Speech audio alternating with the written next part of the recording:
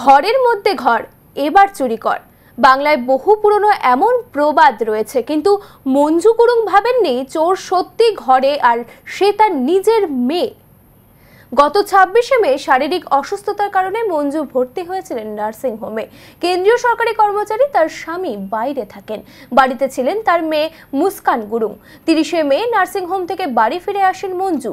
এ পর্যন্ত সবকিছু ঠিকই ছিল। বেঠিক হলো তখন যখন 3রা জুন মঞ্জু আলমারি খুললেন আর দেখলেন তার 30-35 গ্রাম ওজনের দুটি সোনার চেন গায়েব।